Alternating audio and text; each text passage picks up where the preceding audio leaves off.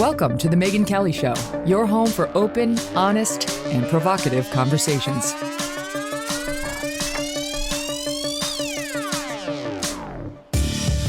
Hey everyone, I'm Megyn Kelly. Welcome to the Megyn Kelly Show. Big show for you today with lots of interesting guests on all the news happening. In just a bit, we're going to be joined by Kathie Lee Gifford, as well as former Fox News anchor, my old pal, Edie Hill. Looking forward to speaking with both of those strong, powerful, smart ladies. But we begin today with the carnage in Waukesha, Wisconsin, where 5 people are dead, another 48 people, that's the latest number, injured, including multiple children, as a result of the acts of a 39-year-old man, happens to be black, who mowed them down during a holiday parade, apparently without a thought for their humanity. Now, it appears this guy, a career criminal, was intent on killing as many people as possible, and pursuant to your reporter's long-standing policy, we will not be showing pictures of him or repeating the name of this suspected mass murderer, because in too many of these cases, men like this or those copying them are after a kind of infamy, and we decline to help. This man has a rap sheet that would make any felon blush. 2 years in prison for aggravated battery back in 1999, arrested multiple times for carrying a concealed weapon, possession of drugs over and over, multiple charges for resisting arrest or obstructing an officer, a criminal sentence of strangulation and suffocation of another, domestic abuse, battery, probation violations, bail jumping many times, failure to appear in court. Oh, having sex with a minor. He's a sex offender, registered now. He did 8 months in jail this year alone for shooting at a car on the road after a fight. No sooner had he gotten out for that than he was arrested again on November 2nd for hunting down the mother of one of his children, allegedly punching her with a closed fist and then running her over with his car, the very one he allegedly used against children and grandmothers on Sunday, a maroon Ford Escape. The reason he was out on the street so soon? He posted the joke of a bail required by the DA there for his alleged crimes, $1,000. This guy was an obvious danger to the community. His risk of jumping bail was clear to any sane observer. Still, they let him out, allegedly because they couldn't quite get his trial scheduled fast enough for the bleeding heart DA, and therefore decided the public should bear the risk of this thug being allowed to roam. None of this is by accident. You see, while the Milwaukee County DA's office is now admitting, quote, our bail recommendation was inappropriately low, the DA himself, John Chisholm, loves letting accused criminals out of jail with a free pass. Chisholm prides himself on being a woke prosecutor, seeking cred with the social justice crowd. You should see his Twitter feed.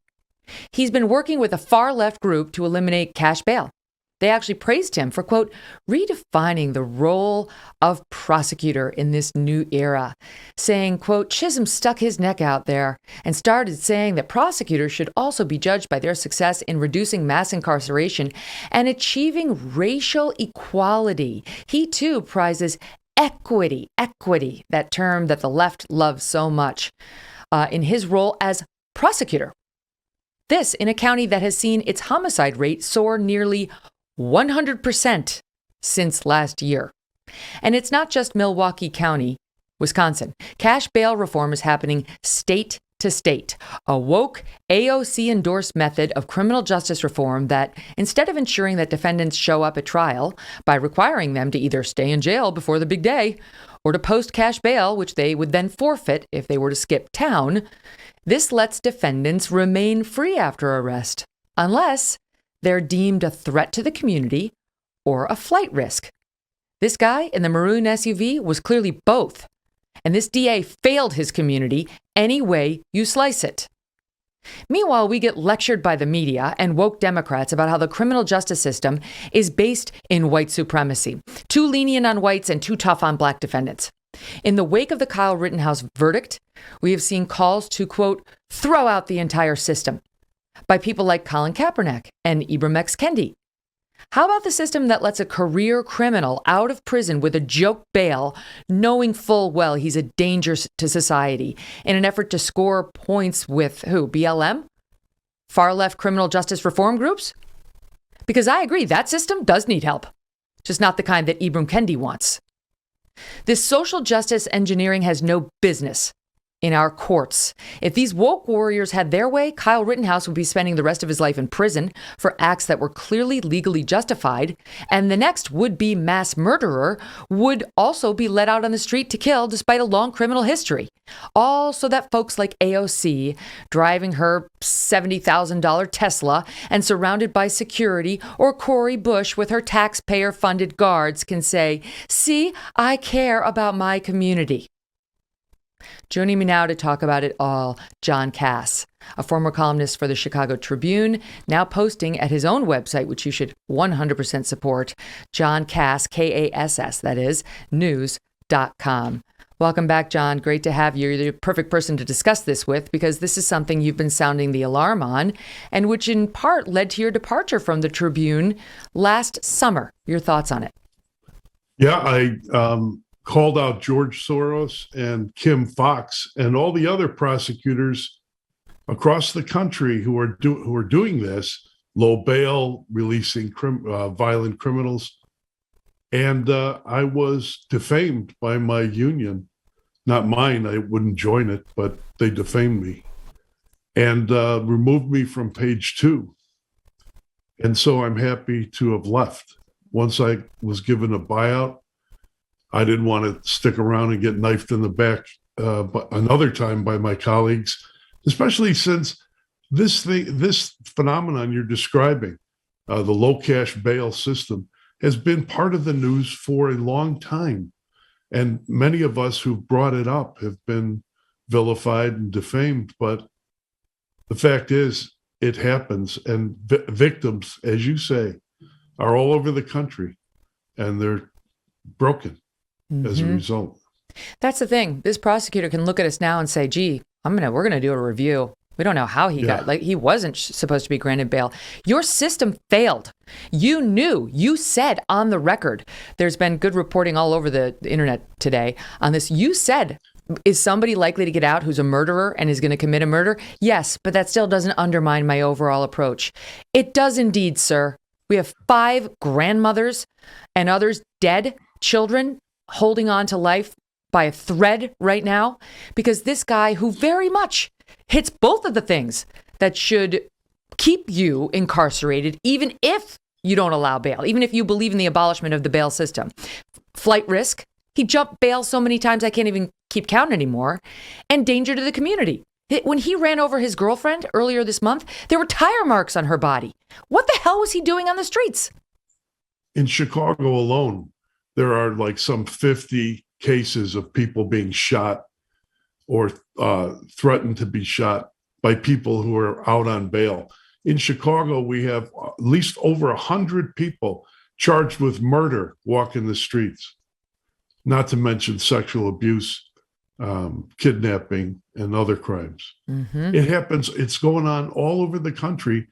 And unfortunately, the people of Waukesha and those families that aren't going to have a Thanksgiving with their loved ones, they're paying the price. And I on the other hand, Megyn, I believe you're a lawyer, right? You did study the law. Yep.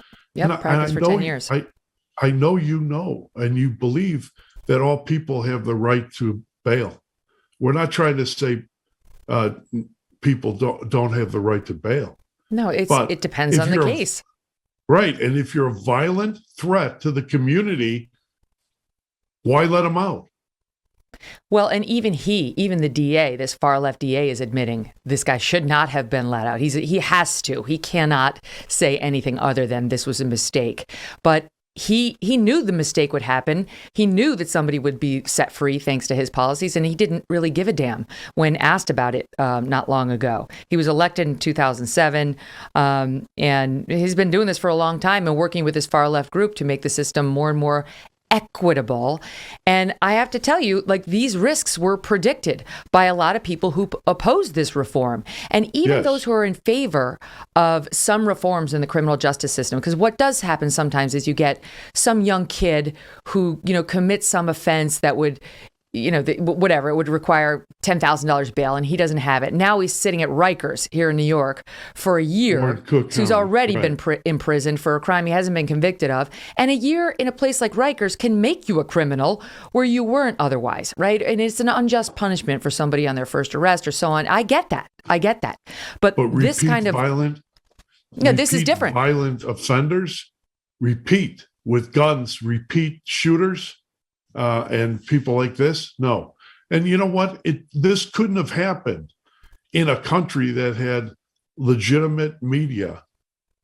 The problem is these woke prosecutors, supported by George Soros and others of the left, are protected by woke corporate legacy media, the same media that defamed and tried to destroy Kyle Rittenhouse. Is the same thing. Exactly.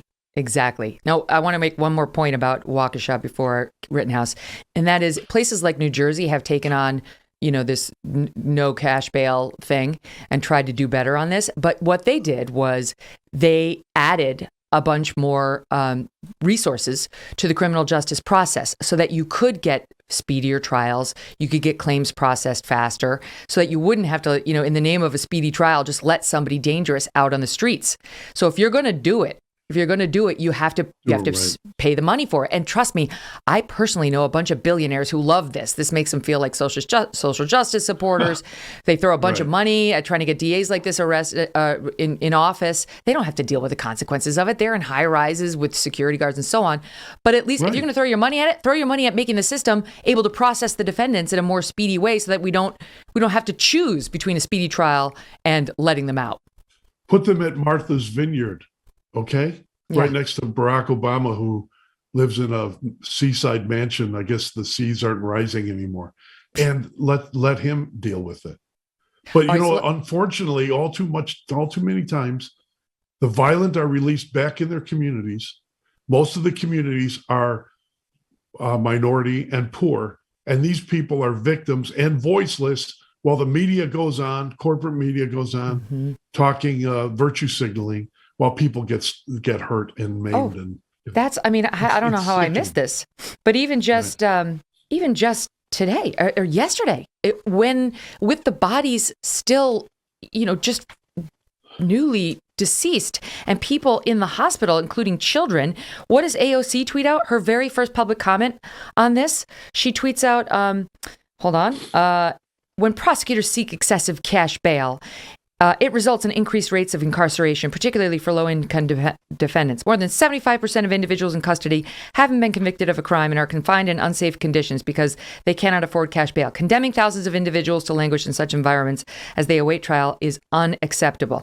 And she sends out this letter that she just sent to New York City's 5 district attorneys requesting information on excessive bail and so on. That is so tone deaf. Piers Morgan had a great column in the Daily Mail on this, how tone deaf that is, or she's just ignorant.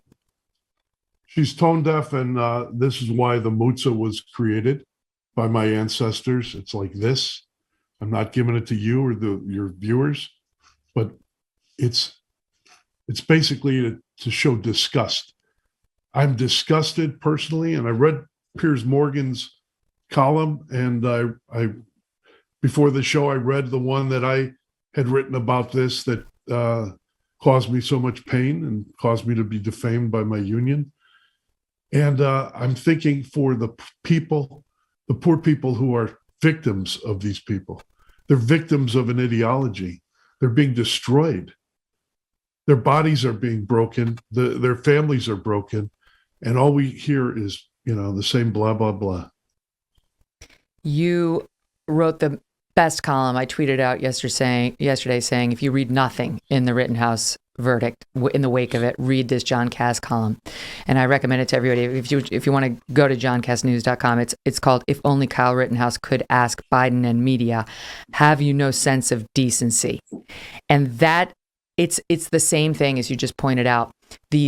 The woke prosecutors, the woke press, the woke politicians who use these cases They use the criminal justice system, of all places, not to have ideology drive results, to do just that, to get votes, to get clicks.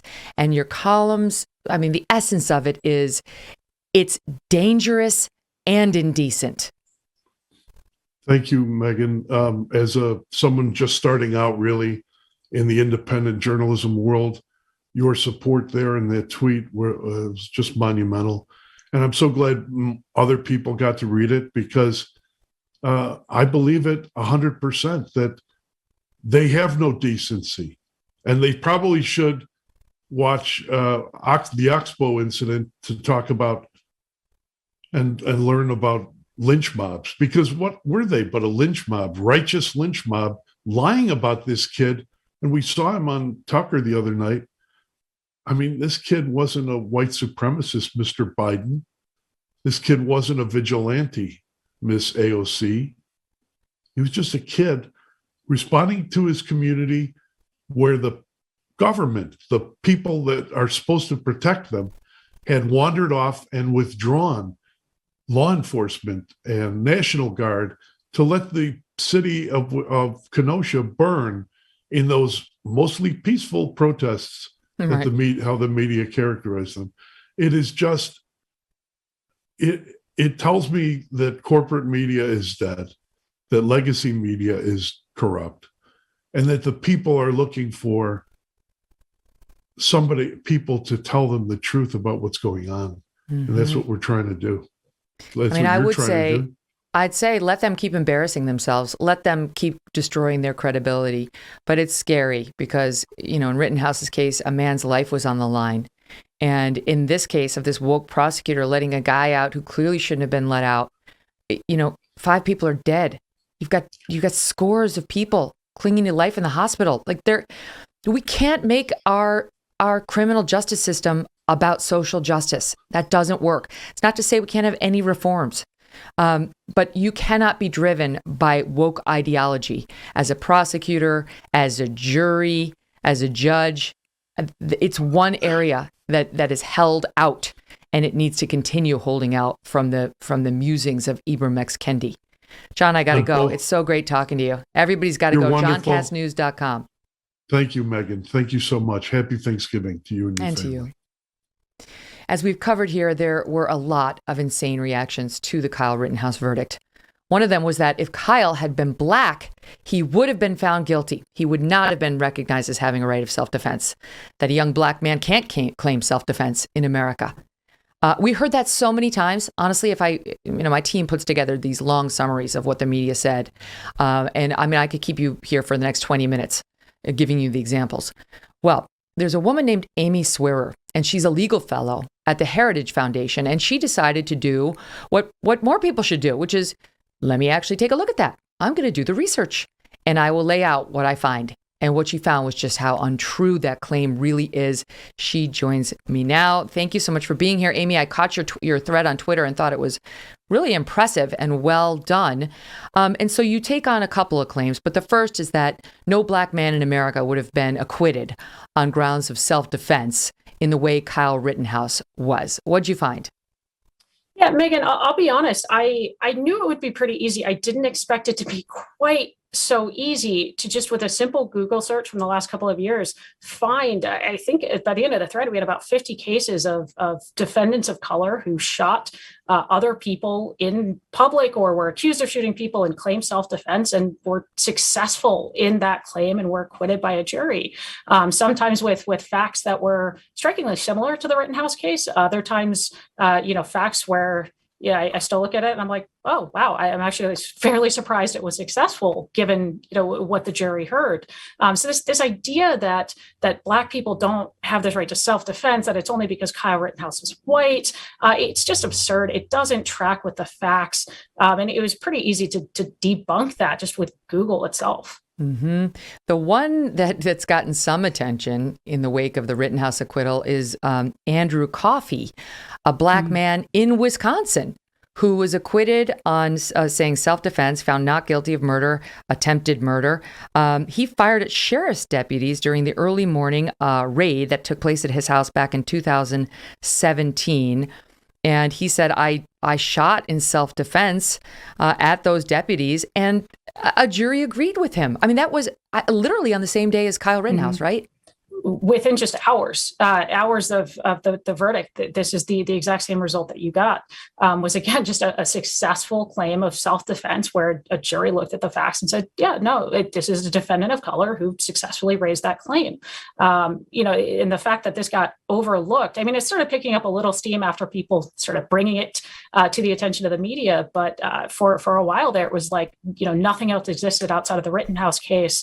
It just, in the eyes of so many Twitter blue checks, it just simply could not be the case that any defendant of color ever has, asserted their right to self-defense successfully. And it's just not true. Well, and it's not even just, a black man on trial claiming self-defense, let's say, against another black man. You're talking about shooting cops, right?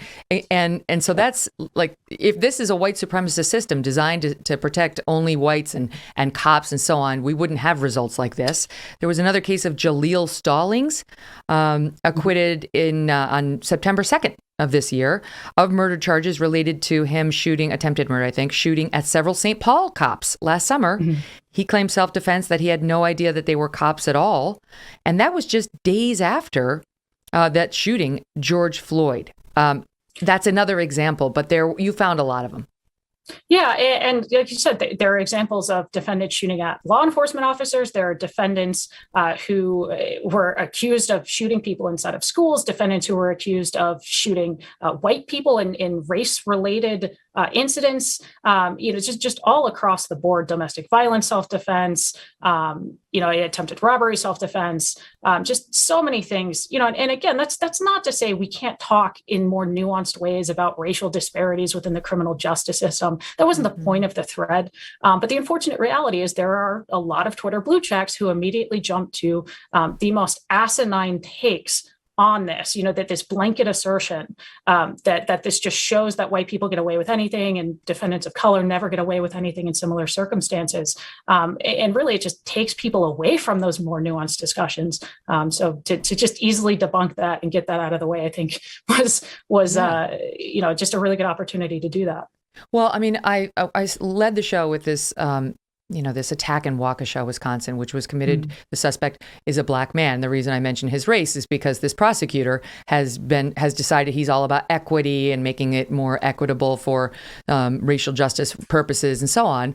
But this is the reason Glenn Lowry over on YouTube.com, you can catch him on TV blogging hands. But anyway, he's been saying, and he's brilliant, he's black, he's conservative, he's a university professor, but he's been saying that it is pointless and actually dangerous to take somebody's race, whether it's a Kyle Rittenhouse or a guy like this in Waukesha, and try to amplify their race into an indictment against the overall system.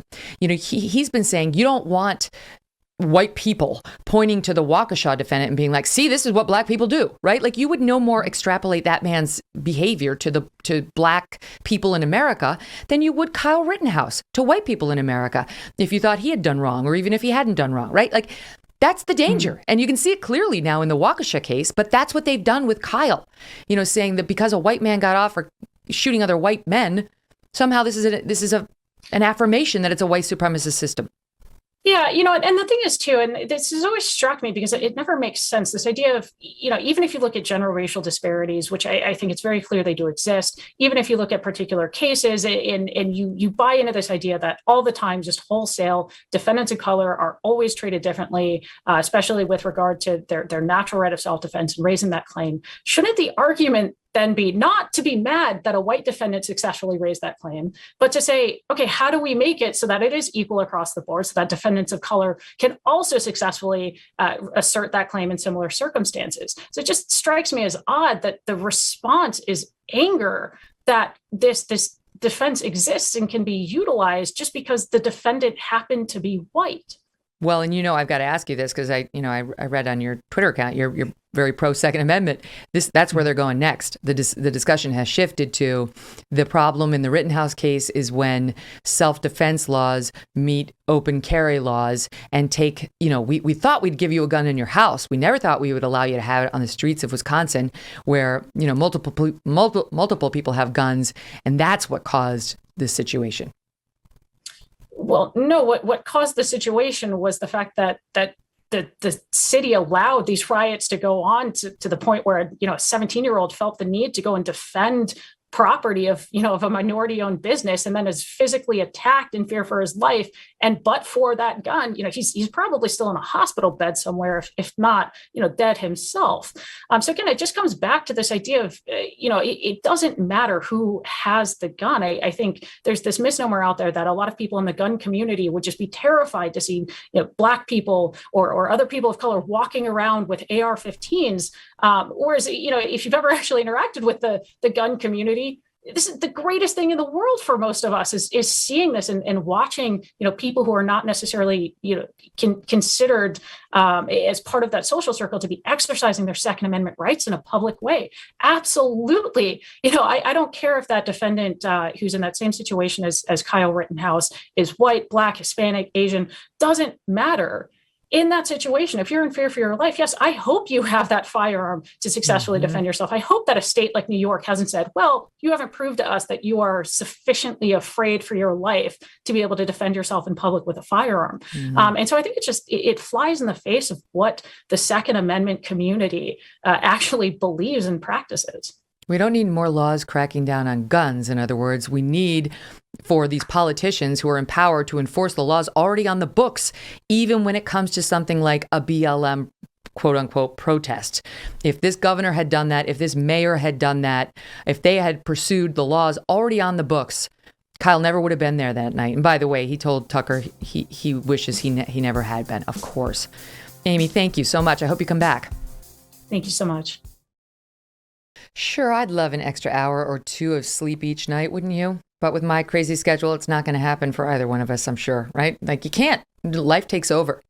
But we can look well rested. That's half the game. At least half, maybe more. Thanks to Genucell from Chamonix. I've been raving about this product, Genucell from Chamonix, because this is the company that utilizes plant stem cell therapy to specifically target eye puffiness and bags. Thanks to new technology, Genucell is incredibly powerful, but still a natural serum. And with immediate effects, Genucell is guaranteed to show results in as little as 12 hours or your money back. Yes, users saw results in just 12 hours with dramatic improvements in 2 weeks. A true Chamonix classic, Genucell contains 8 extra ingredients to significantly reduce the appearance of bags and puffiness. Plus, Genucell uses patented plant stem cell technology to improve longevity and brilliant long-term results. From now until Thanksgiving, you can see the difference yourself with 60% off Genucell's most popular package. 60%. Think about that. It's a lot. 60. Just go to lovegenucell.com/MK60. That's lovegenucel.com/MK60 to get 60% off their most popular package. Order now and you get the express shipping for free. That's lovegenucel.com/MK60. Welcome back to the Megyn Kelly Show. If you are a Fox News fan, there's no doubt you know and love my next guest, Edie Hill. She was, of course, a mainstay in the mornings, and she joins me now to talk about some of the big stories of the day. Edie Hill, I'm so happy to have you here. Thank you so much for inviting me. You look amazing. To see Kathie Lee, I love her. She is what you see is what you get with her. Genuine and kind, and she has always been that way. That's right. Absolutely. To me too. And you have been the same to me since the beginning of when I used to be a very young reporter at Fox. You were one of those women, unlike Katie Couric, who says she's trying to put the boot on the forehead of the young women coming up after her. I'll never forget, you pulled me aside. I don't know if you remember this story, but you came into the makeup room and I happened to be there and you were full of compliments. You were so kind. And you actually said it wasn't true, but you said, "You're better at this than I am." I'm like, who says that to another woman in this business? It wasn't true, but that's the kind of person that you are. You're just giving, generous, lift other people up. That's something when I first started, the women that were there at that time were all so supportive. And in many other places that I'd worked, in fact, in almost all other places I'd worked, it was every person for themselves. And they didn't compliment each other. They didn't support each other. And the early days of Fox, the first 10, 15 years of it, the women were great, and they weren't sort of nipping at your heels and, doing stuff behind your back. It was just very supportive, and I absolutely loved them. And some of the folks you've been talking about, now, Janice Dean, oh my gosh, as sweet as can be. There's just, it was really special, very special time there. Yeah, I agree with you. I had so many positive experiences, in particular with the women at Fox News. I didn't, other than KLG, I cannot repeat the same at my next place of employment, but those Fox years were great. And the women in particular, you'd think with like that amount of brain power and beauty, there'd be more cattiness, but I found the women there to be absolutely lovely. So let's talk about... It was interesting that people would talk about the that Fox look and sort of the blondes and all that. And I said, those women are so smart. If you were to throw something out, you would hit some brilliant woman within 5 feet of you, and you can't say that in a lot of places. So they were as intelligent as they were good looking. It's true. Roger, he had his flaws, but he also had many gifts, and spotting. Great television talent was one of them. And it's true. You can't really last at a place like Fox News if you're not smart, because it'll be discovered, because you do spend all day talking about the most contentious issues, and you're under a microscope like no other place. So if you're a moron, it'll get exposed quickly, and then you'll be out. Okay. So let's talk about the news, because I've been dying to get your take on a couple of things. Rittenhouse comes down, the verdict. He gives an interview to Tucker last night.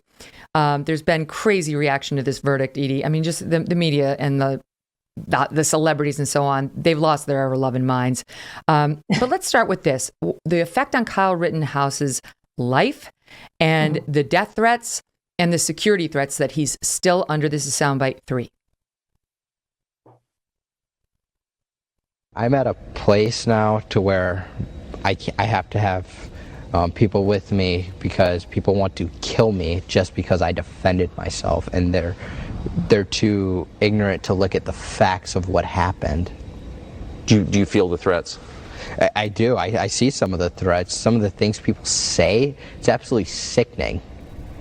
Are you confident that the government will protect you from these threats? Because that's, of course, the government's job. I hope so, but we all know how the FBI works. What do you think would have happened to you if there hadn't been the amount of video that there is? I can't even imagine. I don't think we'd be sitting here right now having this talk, Tucker. That's for sure. Yeah, I agree with both of them. What do you think? I absolutely agree too. That video was pretty good at showing what had happened that evening. And Kyle Rittenhouse, he needs protection. And one of the first things I said to my husband when the verdict was read was that guy's just got a bullseye on him. It's unfortunate, but I think that's being very honest about it. People hate, and regardless of what facts come out, regardless of, it's a trial by a jury. It's human, and people sometimes make mistakes. Judges sometimes make mistakes, but this is our system, and it's a system we've all agreed to live with. And so, regardless of, what you think is the correct decision, the right thing I think to do is to accept what that decision is. And if you feel that there are injustices, then work to change whatever that was in the process that you don't think is correct. But in this, I think they got it right. And I'm sort of stunned at the amnesia that much of the media seems to have had. They didn't remember, and they just found out somehow through the trial that he hadn't just been wildly racing across state lines, or that he hadn't illegally been owning this gun, that he wasn't necessarily a white supremacist. They discovered that. I was listening to something on CNN, and here's what we've discovered through the trial. There was no discovery there. No, that was knowable. The people at my community radio station knew the facts, but but these CNN hosts pretend that they had no idea. Well, if that's the case, they shouldn't have their jobs because they didn't do it very well. Mm-hmm. It's really bad when the journalists don't know their facts and misreport over and over and over. I think they know it. They know it. Yeah. They just, what you see these days is that you see a news outlet come to a conclusion pretty quickly too, on what they think is right and wrong. And from that point on, They select the facts that support their argument. It's almost as if they're handling the trial. And so that's what I think you saw a lot of during this trial in particular. And, as you know, I'm a mom, and I always I want my kids to be aware of what's going on around them. And I want them to be aware of how they need to be interpreting and looking at things. So one of the things I've always said to them is make sure you look at both sides. So if you're going to look at a conservative outlet, look at a liberal outlet, and somewhere in between, you're going to find the truth. But don't rely on one place to give that to you. Certainly don't rely on social media to be giving that to you. And unfortunately, I think that places, well, specifically in this case, you saw on CNN, they simply lie. They don't tell the truth. Mm-hmm. They then pretend they didn't know the truth when there is no way that they possibly couldn't have. Yeah. Yet they propagate that misinformation, disinformation, and do it simply to drive ratings and to make money and to pull in viewers and to get clicks. And that's pretty sickening. And it's not, of course, just the media, it's the politicians too. One of the other things Tucker asked Kyle Rittenhouse about was Joe Biden calling him a white supremacist before any of the facts were in. There was absolutely no evidence of it. He must have heard it on Twitter and thought it was an appropriate thing to repeat as a presidential candidate. He's refused to walk it back, even now as the sitting president, which is just terrible. That's abhorrent to me. And here was Kyle with a message for the president directly. Let's play soundbite 2. What did you make of the president of the United States calling you a white supremacist? Mr. President, if I could say one thing to you, I would urge you to go back and watch the trial and understand the facts before you make a statement. That's not a small thing to be called that. No, it's actual malice, defaming my character for him to say something like that. I think a lot of people watching have reached the same conclusion, and they would like to see you help make this better by holding some of these liars to account. Do you plan to do that? I have really good lawyers who are taking care of that right now. So I'm hoping one day there will be accountability for their actions that they did. Okay, so you're intent on you're not going to let that go. Like I said, really good lawyers are handling that. Yeah. It's hard to win those lawsuits, but you want to see him try, don't you? Yes, but at the same time, you know that when you have stories like this, it's kind of like what happens next when they clear the air and when the facts get sorted out and, when they're able to clear their name, it never really gets cleared. There's always that asterisk, and people remember the horrible stuff. They kind of skip over, and the media certainly does skip over the "oops, we're sorry" part of it. That's true. That's true. The president and the press. Don't you think that had it been Trump saying something like that, there would have been an outcry, especially now in the wake of the trial? But there's the crickets chirping. Right. I mean, Trump defended him. I feel like no presidential candidate should be weighing in on the specifics of legal cases. Be quiet. Let them play out in the forum in which they're supposed to play out, right? You don't know anything. You know nothing. Another know nothing is Reese Witherspoon, who apparently believes that playing a lawyer in a movie makes her an actual lawyer in real life. So maybe she is just as dumb as the character she played in that film. I never thought so, but I'm open-minded to the possibility given the tweets she sent out this weekend. Quote, woke up this morning thinking about every mother, father, sister, brother, friend who has lost someone to senseless gun violence in America. And then there was no justice for their pain. This is a disgrace. The Rittenhouse verdict. It's a disgrace? Okay. Do you know any? She knows nothing about it, I guarantee you. Quote, no one should be able to purchase a semi-automatic weapon, cross state lines, and kill 2 people and go free. In what world is this safe for any of us? Hello, Reese. In the world in which self-defense is a recognized natural right and legal principle that's gotten many people off black and white across the aisle when it's proven. Number 3. Any U.S. representatives and judges who support this recklessness, you mean self-defense law, will not be receiving my vote ever. Well, since you live in California, that's really irrelevant. No one cares about the loss of one more Democratic vote. But these morons, I love it. I love it because I feel like they actually think that they're doing something. Meanwhile, they've paid zero attention to the trial or the news. It's hard for me to to get really upset with her because it's just so obvious that, that she really didn't pay a whole lot of attention to what was going on, and doesn't probably fully understand our constitutional rights and the way they've been interpreted. So I guess she probably also has a fairly secure home, doesn't live on a large tract of land where owning a gun can frequently be the matter of life and death, whether it's people or animals or anything else. But they, thank goodness they're all sequestered in one state. I'm in Texas, and I grew up just outside Austin in a very small town. And I swear, it is just, we've got this T-shirt now. It says, "Don't Cali my Texas." Because they're moving in here like, there's, I don't know, there's got to be some kind of a great moving sale going on. All because the liberals they're are just fleeing the results of their own policies. Yeah. And that's the funniest thing, is that they want to leave that state because they've got horrendous taxes. They've got lousy electricity. They've got, ineffective politicians. They've got bad schools. They've got, you go down the entire list of things, and they leave that. And then what happens? They come here and then they start messing up our public schools. We have really good public schools in this area, but they'll come in and it's like, how can you possibly criticize my son for whatever it was that he was doing that isn't allowed per the school rules? It's like, everybody else, not me, I'm special.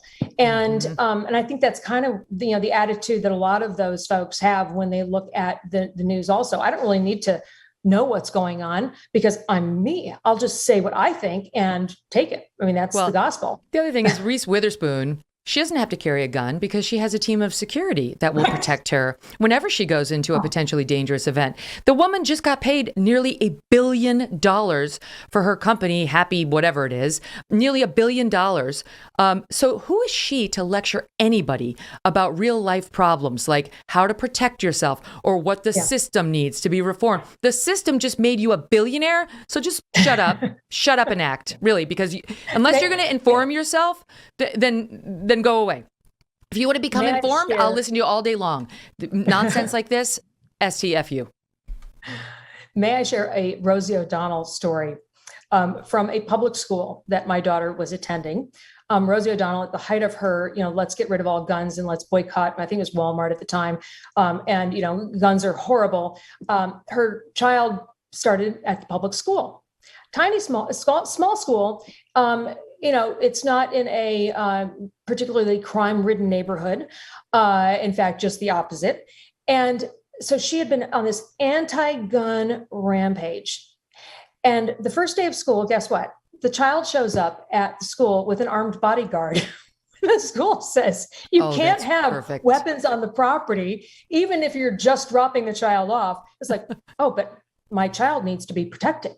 Oh, it's really? Okay. So you mean the guns that protect you are okay, and the people carrying them, but the guns that might protect anyone else aren't okay.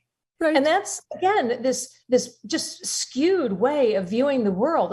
I told you, I just had a wedding. My eldest child got married, and out in our pasture, a pasture in the country, not a county where there's a whole lot of crime, but I had a guest from New York that was concerned about all the Texans carrying their rifles to the service in the pasture. I said, I haven't seen anyone carry a gun to a service, but if you want, if it'll make you feel better, I'll post the legal, 3006, 3007 signs at the entrances that say you can't have concealed carry, you can't have open carry on the premises during this event. Oh, that's good because I don't feel safe, and so I always travel with my bodyguard. Wait a second, you mean your bodyguard won't have a gun either, will he? Oh, well, yes. I said, well, then that would be an issue, don't we think? Unbelievable. done. It's like, Well, truly, we kicked off the show talking about AOC and Cori Bush trying to get these light on crime prosecutors in, trying to get rid of the bail system so that you don't have to be held in jail while you're awaiting your charges on felonies. And meanwhile, they don't have to worry about any of these issues because they've all got guards with guns protecting them. Not everyone has that. And by the way, it was Kyle's neighborhood. His dad lives in Kenosha. It's right across the border from where his mom lives.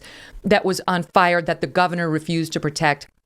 So he very much felt like he did have skin in the game, not defending the decision, but I understand it. And the people who don't, I think, are soon going to be voted out of office. Not AOC because she's in a district that's hard left blue, but people who don't listen to regular old Americans are going to pay for it. We saw that in Virginia. All right, let me shift gears and ask you about this ridiculous organization. Boy, they've proven themselves more political than pro-women. Time's Up. I think they started for, a good purpose to try to help women suffering from sexual harassment, which of course, let's face it, is rampant in Hollywood. The industry that wants to lecture us about a lot of places, Hollywood and racism, that we should listen to them because they know all about it. They're the hotbed of it, Hollywood. So Time's Up gets formed. Now the latest news this week is that it's going to lay off most of its 25-member staff, that they'll only have 3 staffers left and a 4-member board. The entire board is basically gone. The CEO got booted. The chairwoman, Roberta Kaplan, she got booted.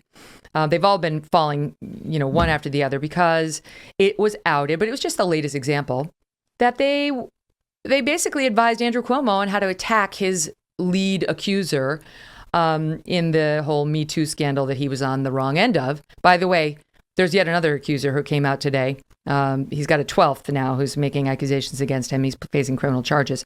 But I wonder what you make of the complete collapse of Time's Up and what, if anything, it says about our society.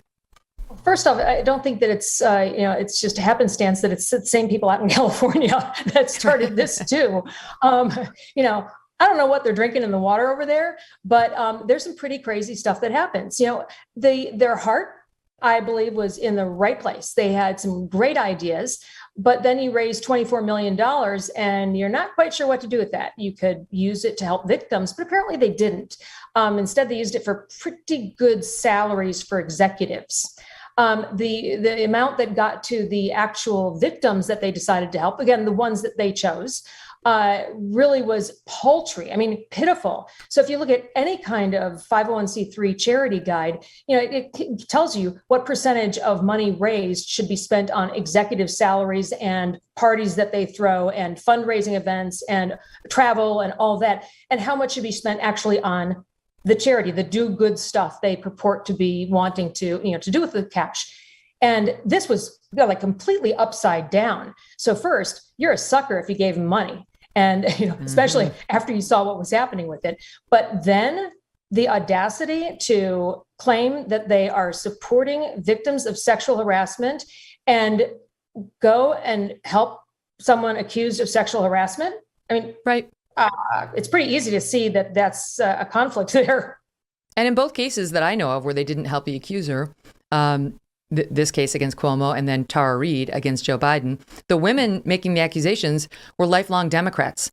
They don't give a damn what the woman, that won't save you. What matters to Time's Up is the political affiliation of the man you're accusing. Correct. And only if there's an R after that man's name would Time's Up step in. And that's why they've gone down the tubes, because voters on the left and the right and donors on the left and the right understand that that's utter nonsense. And they've lost the thread. They've lost the mission. By the way, the New York Post, always great for a headline, in reporting on the 12th accuser against Andrew Cuomo, their headline for the story was "Creeper by the Dozen." The Post. They're always good. Yeah. All right, wait. He was. I'm still stunned that you have people like that who just don't get it. Like, he really thought he was this great mayor, this great governor, and that somehow he thought that he would get away with trying to cover up numbers of nursing home deaths and by skewing things. I mean, who advises them? Who tells them they can get away with it? And why do people continue to prop them up? Because it just leads them to these greater and greater, faults. Delusions. I know. It's like when Michael Bloomberg ran for president. or de Blasio running for governor. These are people who, frankly, I think Bloomberg did a very good job in New York City. But you're thinking New York City is not in any way, shape, or form like the rest of the country. It's like if you're the mayor or governor of California, and you think, okay, right now, and I'm not talking Reagan, I'm talking right now, you out there and somehow you understand the middle of the country, you understand all the different areas. You don't. You're used to dealing with one group of people, and everyone tells you that everything you do is great because it's such a heavily Democratic area. Mm-hmm. And they go out and then seem genuinely surprised when there isn't this outpouring of love for them. But it's just kind of odd. And Cuomo certainly was the poster boy for that. But then for so many politicians, the length of time it took for the Democratic representatives and senators from that state to talk to him about maybe you should consider resigning, to actually hold him to the same standards that they used for everybody else. That was real slow and real late. Mm-hmm. Only when they were forced, they were dragged kicking and screaming to that conclusion by Letitia James, the Democratic Attorney General, who wanted his job and is now running for his job. And there's no question there were politics that motivated her in-depth reports on his nursing home scandal and the women who accused him. But the women had independent corroboration. All of them have stood by their stories. And I've read everything Andrew Cuomo's put out in his defense. None of it undermines what they've said. And the numbers only continue to grow. He's now been criminally charged in one of those cases. And that case will play out, I think, as early as January was his next court date, I think, on the one. All right, next I want to talk to you about the lovely, uplifting, patriotic message I heard about Thanksgiving on MSNBC. You're not going to, just as bad as you think it may be, it's worse. Stand by for that. Black Rifle Coffee Company is not your typical coffee company. Black Rifle Coffee develops their explosive roast profiles with the same mission focus they learned as military members serving this great country of ours. They are committed to supporting veterans, law enforcement, and first responders. With every purchase you make, they give back. Black Rifle imports high-quality coffee beans from Colombia and Brazil, and they roast 5 days a week at their facilities in Manchester, Tennessee, and Salt Lake City, Utah. They donated over 150,000 pounds of coffee to soldiers deployed overseas, to law enforcement officers, wildland firefighters on the West Coast, and medical workers during the COVID-19 response just in 2020 alone. For every purchase that you make throughout this month of November, Black Rifle Coffee is going to send a bag of their limited edition holiday roast to a service member currently deployed overseas to be delivered by Christmas morning. Being founded and operated by vets, the team at BRCC knows what a quality cup of coffee means to active duty troops spending the holidays away from home. Do you want to support the cause? Just go to blackriflecoffee.com/MK today and check out the freshest coffee in America. The team has spent thousands of hours tasting, sourcing, and perfecting coffee from all over the world. blackriflecoffee.com/MK gets you 20% off coffee, apparel, and gear, as well as 20% off your first month of the coffee club. So, Edie, as a woman of Texas and a former Fox Newser, let me ask you about the soft on crime prosecutor and others like him. More and more, this is the big push. I see it. Very rich people who don't know what to do. They're certainly not going to go out and march with BLM, but they'll cut a huge check to try to get no bail, right? To try to get criminals who have been accused of serious crimes out back on the streets because it makes them feel better about, their millionaire lives and their sort of limousine liberal lives. And I think it's really showing some consequences. I do think there's a way of doing some reforms without going this far, like this crazy guy in Milwaukee who's implemented some very dangerous decisions here. One of the reasons it has come up is because that I want to ask you about it is because there's this whole crew in Congress that's pushing criminal justice reform at the federal level, the so-called squad, right? Rashida Tlaib. And she wants like all the BLM agenda. She wants to open up the prisons, let everybody out. And Jonathan Swan of Axios asked her about this in an interview, and we've got it teed up. Listen to her try to deny it. And he holds her to account. Love this guy. Watch this. In 2020, you endorsed the Breathe Act, which is a series of proposals to transform America's criminal justice system and create, quote, a roadmap for prison abolition. The Breathe Act proposes emptying federal detention facilities within 10 years. To what extent have you wrestled with any potential downsides of releasing into society every single person who's currently in a federal prison? Yeah, I think that everyone's like, oh my God, we're going to just release everybody. That's not what the fact is. But did you see how many people are mentally ill that are in prison right now? No, I know, but the act that you endorsed actually says release everyone in 10 years. But think about it, who are releasing? But there are like human traffickers. Oh, I know. Child sex. So, but you're saying, do you mean that you don't actually support that? Because you endorsed the bill. No, I endorsed the Breathe Act and looking at the policies and how we incarcerate. Absolutely. Oh, my Lord. It would be funny if she weren't actually in charge, sort of. It's just, it's hard to believe that people really think through some of these things, that or they've led such a pristine life that they don't understand how the system really works and what does and doesn't deter crime. I think that there are reforms that are necessary, but these, out of hand, just abolish this, abolish that, because in their opinion, it is only somehow impacting people of color. Just get rid of it, because that's not fair. It doesn't matter what they've done, doesn't matter what they're accused of doing. It's not fair because simply their skin color. And that's kind of where the impetus comes from what they believe. And I look at it from I think a very pragmatic perspective.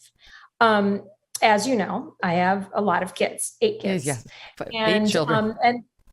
And with kids, you get problems too.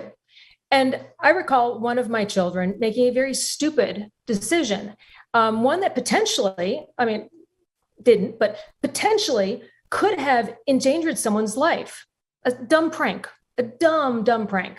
Decided to move a concrete, sandbag off of a sign into the road, just to the side, but he thought it was funny. And let's see everybody slow down. He didn't really think it through, because teenage brains are pretty stupid, still in development. And I recall going to the judge and saying, please give him the maximum amount of punishment you possibly can. Wow. Like as much community service, as much of this, whatever it is. I'm asking you, please throw the book at him, because he needs to learn this lesson now. And he said to me, and he's a lovely man, he said, I'm sorry, my hands are tied in most of this. I don't even have a choice as to what to do. It's already predetermined. And it was this light slap on the wrist. And frankly, it would have been so much better, and it would have saved him a lot of heartache later on in life, learning the lesson. If they had just, gotten him back on the straight and narrow right away, instead of saying, the message being, do something wrong, and there's no punishment. There's no, other than your parents. But that society doesn't necessarily expect better behavior of you, that it doesn't require that you think things through, that you don't respect other people, property, all those things. You get this official statement by inaction, or by muted action, or by lenient action. And that does not help society, and that does not help offenders. And the only reason I think that people think that it may is because they haven't lived it. They haven't gone through those things. Mm-hmm. They're obsessed. people like Tlaib are just obsessed with identity. That's the only thing that matters to them. Her response, when he's like, you're going to let everybody out? There's a lot of dangerous people in the prisons. Hello, there are career serial killers in there. Now, have you seen how many are mentally ill? I'm sure a serial killer is by definition somewhat mentally ill. If he were legally mentally ill, it would have been raised at trial as a defense. If they're sitting in prison, it obviously failed to convince a jury. And I don't really care.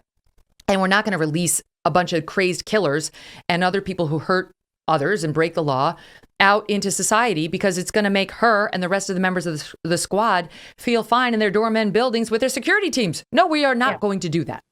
Yeah, it's kind of like this. I call it the flavor of the month club, and it's when people just pick some cause because it's catchy right then, or everybody's talking about it right then, and they jump on it, and kind of like the Time's Up group, where whatever it is, even valid causes, and they say, okay, let's get on this. We're going to change everything. And then they either lose interest, or they haven't thought through how they can make any change whatsoever, or they just don't care. Or in this case, I think that a lot of the times they're trying to change things in order to get more votes. So you have, the push to allow felons to vote, and you've got, a lot of other things that they keep on saying, should be able to, like, you should have people who enter the country illegally be able to vote. They should be able to get identification cards. They should be able to, all this stuff. It's like, wait a second, if we have laws, who is it that has been appointed to pick and choose which laws are enforced and which aren't? And perhaps what they need to do is do a little test run, and in her specific neighborhood, release 50 people from whatever. Honestly, it's like she realizes that not all the people in the prisons are Black, right? She's going to help some really seriously evil white people as well. I'm thinking about now he's dead, but think about Jeffrey Dahmer. If Jeffrey Dahmer were alive in prison today, would she let Jeffrey Dahmer out so he could continue eating people? Would that, or perhaps a little therapy could help him? Maybe a little cognitive behavioral therapy. Whenever you think about eating somebody, Jeffrey, you just think about this cute little bunny. Think about her bunny's face. Oh, you want to eat the bunny? Okay, never mind. Think about an orange. Think about a lovely orange, nice and citrusy. I mean, she's not a smart person. That's really what the bottom line is. She's not a smart person. She's an ideological person. And we really shouldn't be listening to her. But sadly, she and the squad they carry a lot of weight because they are the flavor of the month in the Democratic Party, and they've been given an inordinate amount of power and airtime. Frankly, it's pretty scary. I think that the party has got to come to some kind of realization that what they're selling isn't what people are buying, and all you have to do is take a look at Virginia. Winsome Sears, what an amazing woman. And yet, do you see all these, women who support other strong women rallying behind her? No. Instead, they go on, shows on MSNBC, and they say, that she's just a, blackface spouting white supremacism. I mean, it's like, really? Because she doesn't necessarily agree with what you think, then of course she has to be wrong, because in that liberal bubble, anything that does not jive with what they think is the truth must come from somebody who's just too stupid to have figured out why they're right, and they should change their opinion. So I Winsome Sears, way to go. I'm going to be watching her because I was amazing. Really excited to see that election. But it also shows you that they're losing it with moderate America. And I believe that moderate America still runs this country. But they're trying to change that. And I think that moderate America still loves this country, and they don't like these anti-American messages everywhere. Just today, they took down the statue of Thomas Jefferson in New York City public town hall or city hall because some people decided he's offensive because he owned slaves, a couple hundred years ago, and they get triggered by seeing a statue of Thomas Jefferson. Now, okay, they had to, at the National Archives, we had to put trigger warnings on all of our national documents because people got upset that they were written by our founding fathers who weren't exactly evolved on issues of women and race. And now, in the wake of people wondering, is the left going to get it? Are they going to stop with the constant focus on race and identity and America hating and so on? Here was the message on MSNBC. I don't know this woman's name, but man, is she full of hate for our country and pretty much anybody with white skin. And she hosted this guy, and his name, the guy who she hosted is Giassi, hold on, I'll get it, Ross. Okay, so she had this writer, Giassi Ross, on her show. And here's what he had to say on this, the blessed week of Thanksgiving. The mythology of Thanksgiving closely mirrors the mythology of America. That mythology is the image that white Americans love to see of themselves. White settlers come to a strange land in good faith, bringing something of great value that enriches the people who are already here. The natives also bring something of immense value, equal exchange. That closely mimics the mythology of white America. It is how America wants to see itself. The truth, of course, of Thanksgiving is much different. The truth is pilgrims did not bring turkey, sweet potato pie, or cranberries to Thanksgiving. They could not. They were broke. They were broken. Their hands were out. They were begging. They brought nothing of value. But they got fed. They got schooled. Thanksgiving. It makes sense. There is much for white Americans to be thankful for. But I'm still trying to figure out what indigenous people received of value. Instead of bringing stuffing and biscuits, those settlers brought genocide and violence. That genocide and violence is still on the menu, as state-sponsored violence against Native and Black Americans is commonplace, and violent private white supremacy is celebrated and subsidized. From Stonechild Chief Stick to Mike Brown to Renee Davis to Breonna Taylor to Eric Gardner, Indigenous and Black people are still being murdered by those paid to protect us. From Ahmaud Arbery to Trayvon Martin, white Americans are still killing Native and Black Americans with no fear of reprisal. They brought chattel slavery to Africans and Native people. That still happens through the prison industrial complex that imprisons the descendants of enslaved Africans and Natives at far disparate numbers. That is the reality of Thanksgiving. Many of us are still waiting for white Americans to bring some value, still waiting for white America to match the mythology of Thanksgiving. Freedom, justice, equality, reparations for 2.5 billion acres of stolen Native land, reparations for 246 years of stolen labor, reparations for stealing Native children.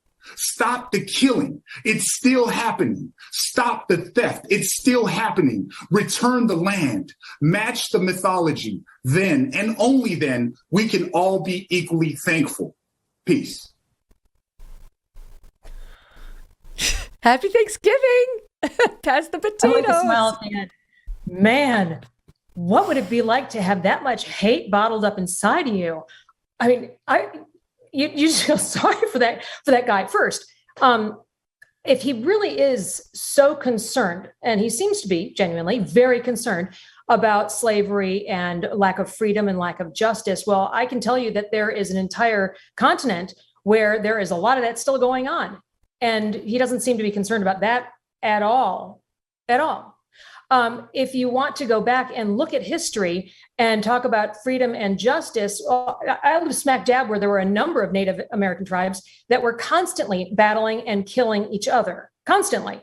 That wasn't freedom and peace and, tranquility. This is a common theme that you see as the world was settled. And does that excuse violence? Does that excuse the Trail of Tears? Does that excuse a lot of the stuff? No, it doesn't. You learn from it. That's what history does. It teaches you what you did wrong in the past and how to do it better in the future. But to just come out like this and first be so ignorant and so full of hate does nothing. It doesn't help you. It doesn't help your country. It doesn't change anything. And instead, you just have these talk show hosts giving them airtime. I mean, to spew this hatred, and I just pray that no one's listening to him. That's what. Well, no one's watching this woman's show. Smile. Literally, nobody's watching this woman's show. She only shows up in sound bites to highlight her outrageousness. But I mean, it's funny, like the dishonest so-called facts of the narrative. Yes. They don't play out. Mike Brown is an example of how white supremacy is celebrated and subsidized, and how Black people are still being murdered by those paid to. Mike Brown was found to have been the aggressor against a white officer who Eric Holder, a Black man, his DOJ found was not murdered. But that Mike Brown put Officer Darren, I'm forgetting his name right now, in a position in which he had no other choice, Darren Wilson, and no other choice but to fire. So stop mentioning Mike Brown. Breonna Taylor, they investigated, again, a Black attorney general investigated the shooting death of Breonna Taylor.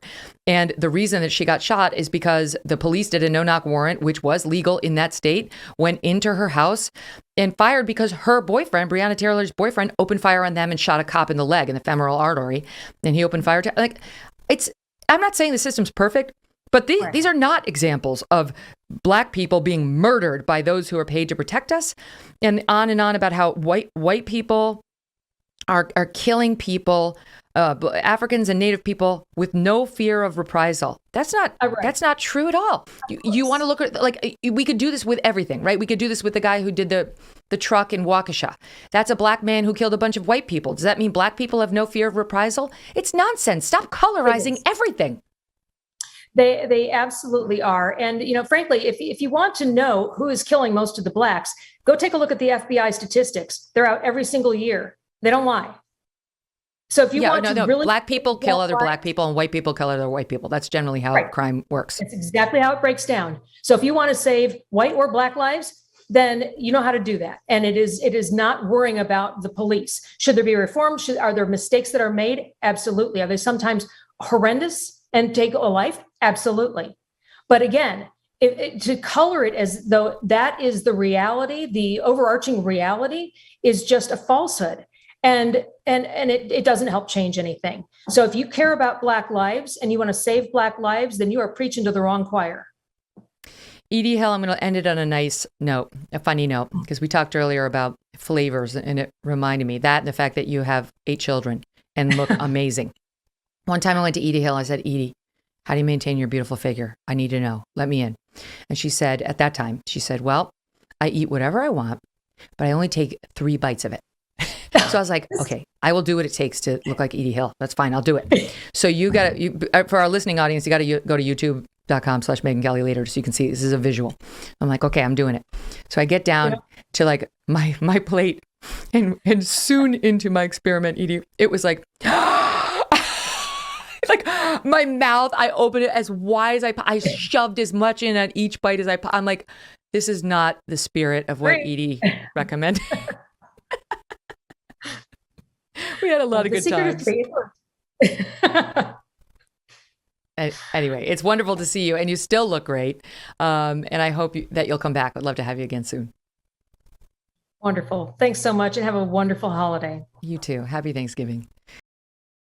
From the first moment I sat in my X chair, my body said, yes, thank you. Finally, this is what a real office chair is supposed to feel like. And I said, sorry it took me so long, body. I never actually looked forward to sitting in my office chair until I got my X chair. Who thinks about their chair, right? It's kind of like a nothing. But now it comes into your life and it actually brings joy. It makes you look forward to sitting down, to getting your work done. For example, can your current office chair give you a massage while you're working? No, it cannot. Not unless it's an X chair. Can your current office chair heat you up or cool you down? My X chair can. It's all in the LMX massage and temperature regulation, exclusively designed and made for X chair. And once you feel the customized support of X chair's patented dynamic variable lumbar or DVL support, your back will never be happy in any other chair again. High performance, quality engineering, extreme comfort. Those are some of the reasons I love my X chair. Now I can't wait to be at work. And sometimes, even if I'm not working, I sit in my X chair just to get that special feeling. Take my advice and try X chair for yourself, risk-free, for 30 days. Once you realize how much better your chair should be, you're never going to go back. Just go to xchairmk.com now. That's the letter X, chairmk.com, or call 844-4XChair for $100 off your order. X-Chair's got a 30-day guarantee of complete comfort, and you can finance your purchase for as little as $30 a month. xchairmk.com. Welcome back to the Megyn Kelly Show. Joining us now, my dear friend Kathie Lee Gifford. She has written a beautiful new book called The Jesus I Know: Honest Conversations and Diverse Opinions About Who He Is.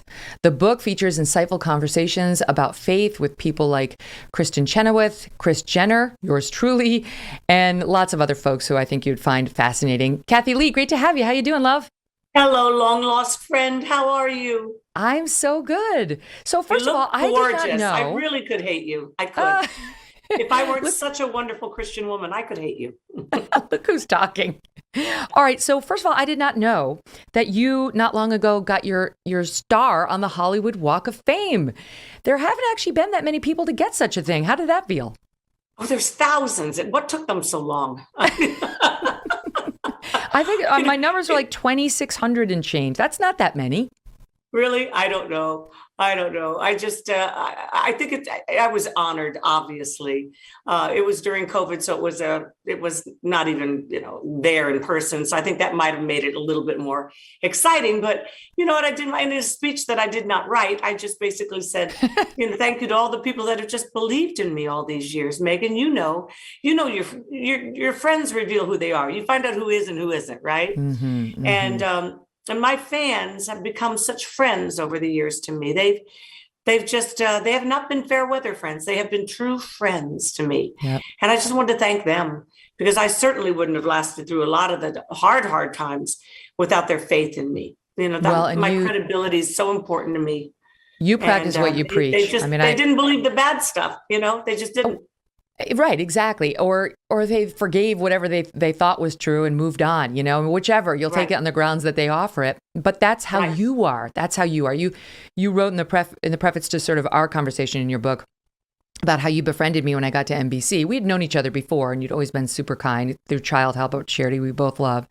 But you could see the vultures circling, and you came, and as opposed to somebody's like, oh, she's up a creek, you asked me to meet you weekly, and I did at Neary's Pub in New York, and we had great times and got to know each other even better. But that's because that's who you are. You don't see somebody who's potentially in trouble and say, well, that'll be fun to watch. You're like, let me go make it better.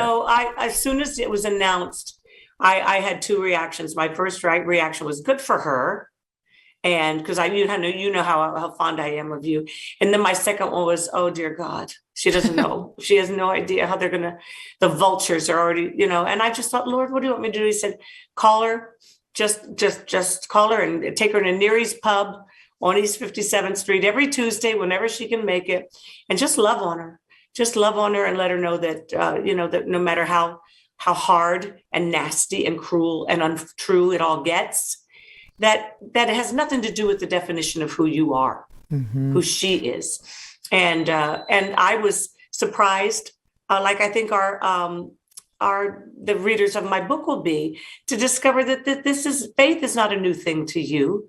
And I love discovering in our conversations that day that faith was something a component of your life, not just something you did. Or visit a building you went to once a week. I mean, I knew that. So I was happy to hear that you would be comfortable, because not everybody's comfortable sharing their personal spiritual journey. I like that you talk to a lot of people who, like you, aren't necessarily up to speed on organized religion or whatever their, chosen religion is, but it's about your relationship with Jesus, with God, with a higher power. And that's kind of what you explore in the book.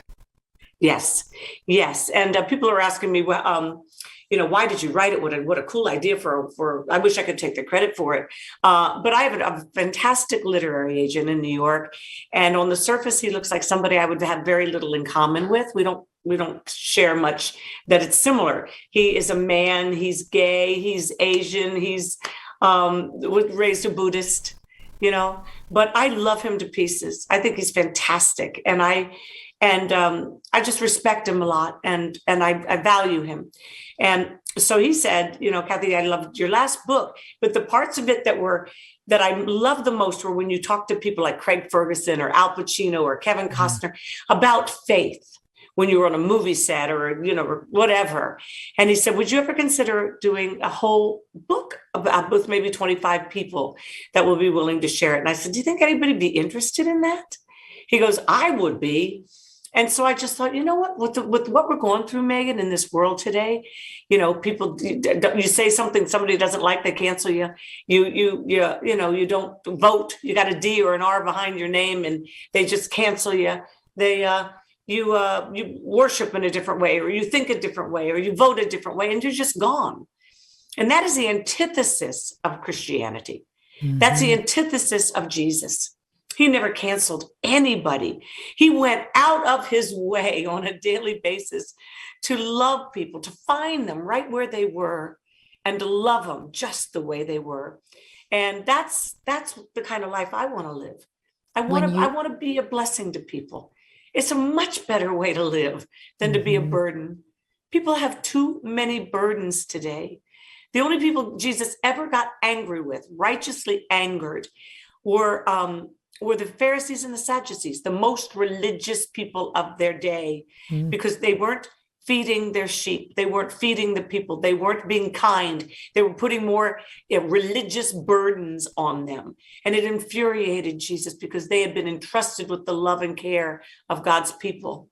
That's a message right out of the headlines today. I'm going to raise that with my priest this Sunday when he guilts me for not always meeting my Sunday obligation. There you go. There you go. We don't need this, Father. But wait, I wanted to tell you a story because I thought the book is perfectly timed. Kathie Lee's already had 5 bestsellers. She doesn't need the money. She's just doing this because she puts goodness out into the world. But the book is perfectly timed, given, as you say, what we're going through as a nation. Every morning, I read the Journal and the New York Times. I like getting my news from both sides. I go to realclearpolitics.com. I read op-eds from both sides. And I listen to, I love Morning Wire, the Daily Wire's new daily podcast. It's awesome, Ben Shapiro's group. But I also listen to NPR and often to the Daily of the New York Times. And NPR this morning had a great story. I have to give them credit. They were talking about what happened in Waukesha, Wisconsin, and with this guy who mowed down all these people. And they were saying that there was a guy who showed up at the service, like the impromptu, or I don't know, memorial service last night. The vigil. The vigils. Thank you. Who was a white guy, a Trump supporter. He came with a truck decked out in American flags, MAGA, Trump 2024 covered. And there was a black woman who went over to the guy and took a picture of his truck. And the reporter was saying she witnessed it, and that the black woman said to the white male Trump supporter, "I like your truck, and I like the message on your truck." And the guy said, "Which one? What do you mean?" She said, "The one that reads, 'One nation under God.'" And that's what brought the two of them together, just like a moment where they connected on their faith, on their love of country. And I don't know whether that woman was a Trump supporter or not, but the point doesn't is matter, does it? Right. When we look for a way back to one another, that's the way. Our common ground is our sacred ground. We can always find something in someone that we have in common. And that's the starting place for a conversation. Not, "Hey, do you believe in Jesus? Because if you don't, you're going to go to hell." That wouldn't have gotten me into the kingdom. The message that God loved me and had a plan for my life was all it took. And I think that I have discovered in my life, whether I was at a set with Regis or on set at the Today Show with Hoda, or whether I was on the movie set with Craig, when I love people, something happens chemically. I'll never forget, and this broke my heart. I was on the set of Then Came You, the movie I wrote for Craig and for me to do in Scotland. He said, "Kathie, why do you love me and Ricky," meaning Gervais, "so much? Why do you love us? We're not good guys. We don't share any of anything."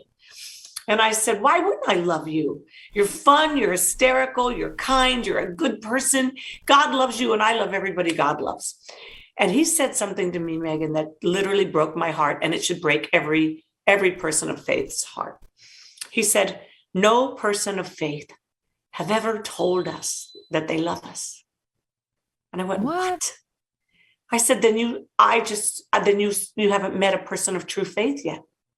Because no follower of Jesus would ever give any message other than God's love to a person. And anybody who does and says that they're a follower of Jesus, they aren't.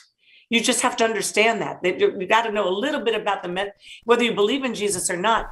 There's ways to find out how he lived his life and ultimately sacrificed it out of a place of love and forgiveness and loving kindness.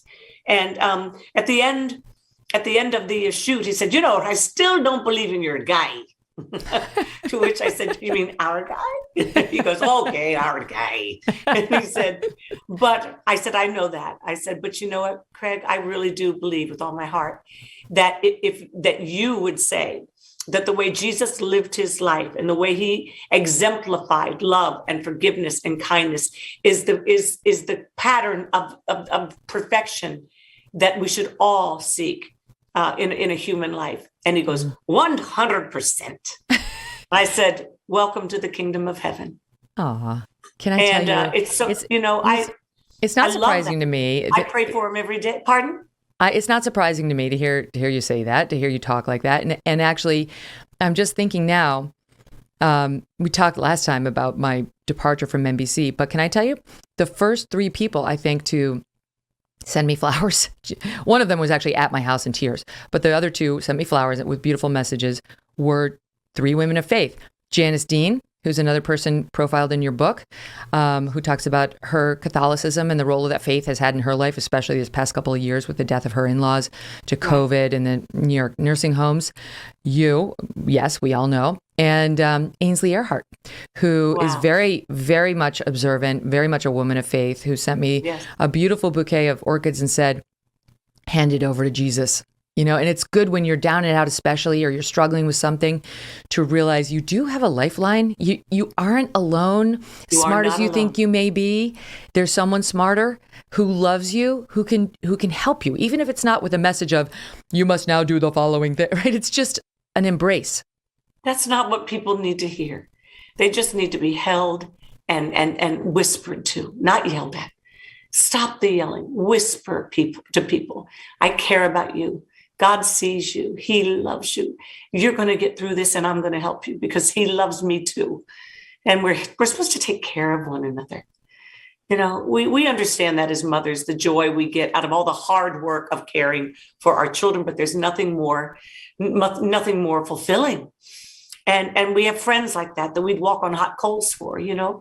Well, Jesus says everyone is our neighbor. Everyone. And I can't love people like that without his help, Megyn. I can't love the unlovely. I can't serve the unkind and the cruel unless God empowers me to. Yeah. And the only way I can be empowered is by staying in his word every day and clinging to him with all my might. I can't make it through a day without him. I want people to go back. Listen to our first interview on the podcast and listen to Kathie Lee's story about forgiving my new colleague here at SiriusXM, Howard Stern, after coming after her for years and years, and so many others, like the people who smeared her on the whole, whatever, we don't have to get back into it, but like the tabloid reports about her. She practices what she preaches, and we could all learn a lot from it. And she's actually reached out to a lot of well-known names for their stories about how faith made a difference in their life. And what I want to do after this break is talk about Kristen Chenoweth and also Justin Bieber's mom, Patty. I loved her story, which I did not know. Kathie Lee Gifford on the opposite side of this break with those stories. And remember, folks, you can find the Megyn Kelly Show live on SiriusXM Triumph Channel 111 every weekday at noon East. And the full video show and clips when you subscribe to my YouTube channel, which is youtube.com/Megyn Kelly. Or if you prefer an audio podcast, just subscribe and download on Apple, Spotify, Pandora, Stitcher, or wherever you get your podcasts for free. And there you'll find our full archives, including the episode with KLG and more than 200 others.